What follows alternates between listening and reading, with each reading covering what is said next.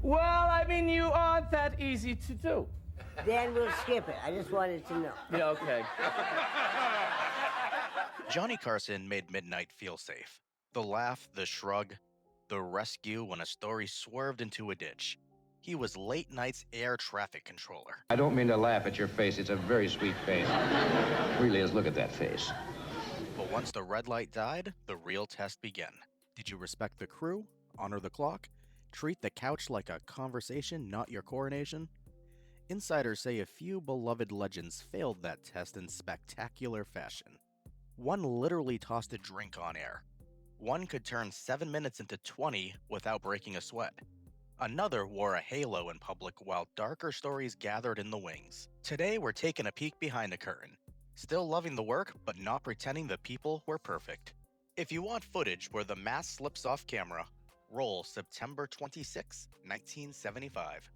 Oliver Reed, combustible charm personified, needles his fellow guest Shelley Winters too many times. She exits, returns, and baptizes him with a drink.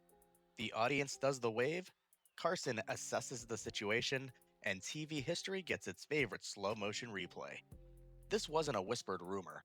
It's a recorded broadcast. You can still watch Reed sit there dropping like a sulky bar patron at last call. Carson, master of the reset, tries to glide the show forward while clearly thinking, wow, this is one way to beat a bad antidote. What makes the moment so memorable isn't just Winter's fire, but the fact that it punctured the Tonight Show carefully maintained bubble of safety. Normally, Johnny was the ringmaster who kept the circus charming. Winters reminded everyone that sometimes the lions bite back. For the crew, it became a cautionary tale. Book Shelley and you might get fireworks. Or you might need a mop.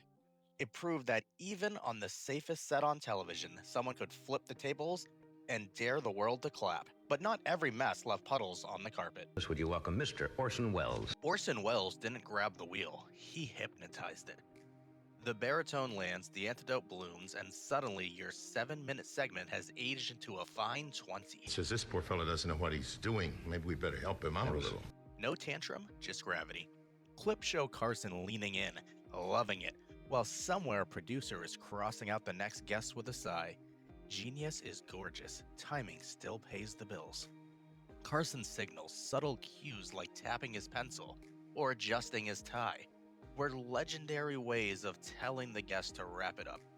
Wells either didn't notice or pretended not to, which honestly might be worse. Staff joked that booking him meant playing Russian roulette with the schedule.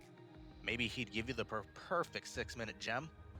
Maybe he'd eat half the show and ask for dessert. To be fair, audiences at home rarely complain.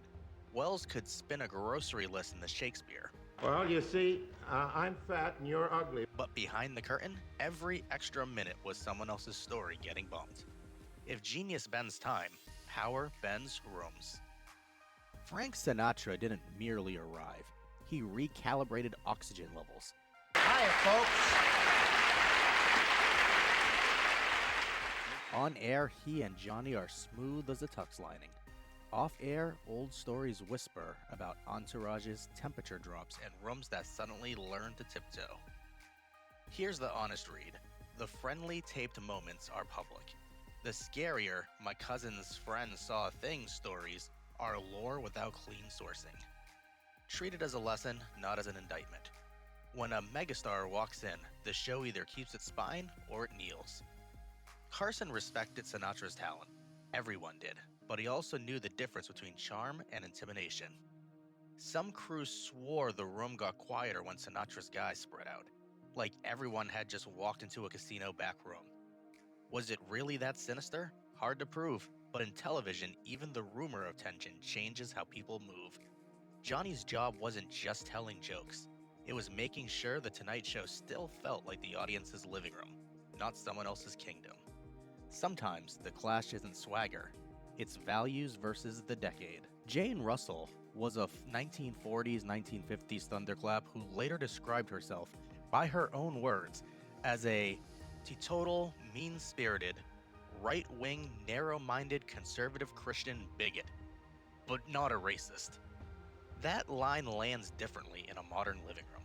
Late night lives on buoyancy, and the couch can carry debate, but not a Sunday show fistfight. So you let her talk, keep the tone afloat, and move the train along. We do have sources for the quote. What we don't have is verified dossier of specific Tonight Show dust-ups tied to it. So keep the framing about TV tone management rather than the backstage blow-ups. Carson's magic was to nod, chuckle, and then gently steer the conversation back to safer grounds, like a pilot pulling a nosedive into a glide. That balancing act was harder when a guest worldview clashed with the audience's move, especially in a more turbulent 1970s. Russell wasn't being edgy to go viral. She was being herself, unapologetically. But that authenticity could turn into quicksand for a show built on lightness. Did Johnny dislike her? Maybe, maybe not. But what's clear is that her visits slowed to a trickle, which in TV land is usually the quietest form of exile. And then there's the sharpest split. Saintly public image versus troubling private accounts. To generations, Jerry Lewis was kinetic kindness. Pratfalls, telethons, tears for a cause. Decades later, multiple actresses described experiences that lived miles from that image. Unwanted advances and worse. Reported in 2022 by major outlets. This isn't specific to Carson's show, it's bigger. Hollywood's story about how the machine produced power for decades. The responsible way to handle it? Cite and reporting. Avoid the graphic, and let the audience hold two truths at once. The work they love and the pain others carried. And that's what makes Lewis such a difficult figure for nostalgia. On one screen, you see him collapsing in slapstick glory, raising millions for children in need. In another, you read accounts of arrogance and cruelty toward people with no spotlight to shield them. Carson, ever the professional, played along on stage, but behind closed doors, insiders say he bristled at the contrast. Maybe he wasn't shocked. Hollywood was full of contradictions. But Jerry embodied that saint and savage paradox more nakedly than most. So what exactly did Johnny actually punish? Carson wasn't the morality police. He was the tempo police. What really got you iced out, according to veterans, disrespecting staff, hijacking pacing, or turning the couch into a pulpit that torched the hour's mood. And when he drew a line, it stayed drawn. Ask Joan Rivers. After she jumped to Fox in 1986 without looping him in, that bridge didn't just burn. It became an archaeological site. There's rock-solid sourcing on the ban and how long it lasted, even past Carson. That's your concrete example that Blacklist wasn't just gossip, it could be policy. Crew members say Johnny judged characters by the smallest moments. How you treated the kid with the cue cards. Whether you thanked the makeup artist. Whether you let the band hit their cues without a fight. Those weren't glamorous tests, but they were the ones that mattered for keeping the machine smooth. In Carson's word, star power doesn't excuse rudeness, and ego didn't excuse throwing off the clock. That's why some legends kept coming back year after year, while others simply faded from the booking calendar without any dramatic announcement. And these are all confirmed stories, but there are some that live in legend.